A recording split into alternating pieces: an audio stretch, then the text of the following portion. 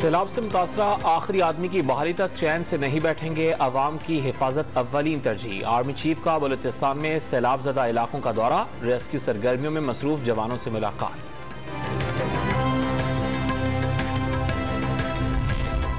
पंजाब के मुख्तलिफ इलाकों के सयाह दीर बाला में 2 दिन से महसूर, खातून ने वीडियो पैगाम में फौरी रेस्क्यू की दरखास्त कर दी।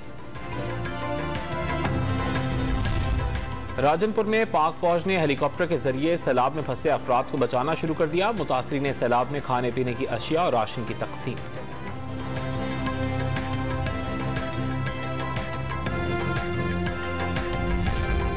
डॉन न्यूज की सैलाब ज़दा इलाकों से लम्हा ब लम्हा कवरेज। एंकर पर्सन नादिया नकी मुतासरा इलाके सजावल के दूर दराज इलाकों तक जा पहुंची।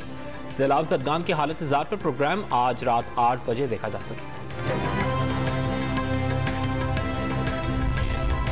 खैबर पख्तूनख्वा में सैलाब व बारिशों की तबाहकारियां 15 जून से 27 अगस्त तक 226 अफराद जाँ बहा, 282 जख्मी हुए। PDMA ने ताज़ा तरीन रिपोर्ट जारी कर दी।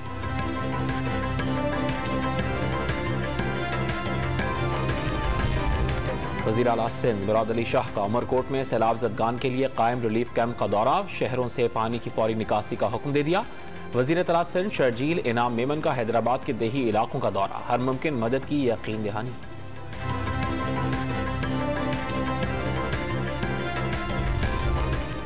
बलूचिस्तान के जिला नोशकी में सैलाबी रैलों की तबाहकारियां जारी। नोशकी, कोयटा, बशीर, गिला अब्दुल्ला और दीगर इलाकों का सैलाबी रैला शहर में दाखिल हो गया।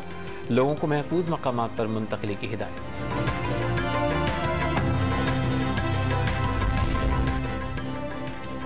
बरतानिया ने पाकिस्तान के सैलाब ज़दगान की मदद के लिए 15 लाख पाउंड अतिया देने का ऐलान कर दिया। बरतानवी हाई कमिश्नर ने मंगल को अक़वाम मुत्तहिदा की तरफ से इमदाद की अपील का इम्कान भी जाहिर कर दिया।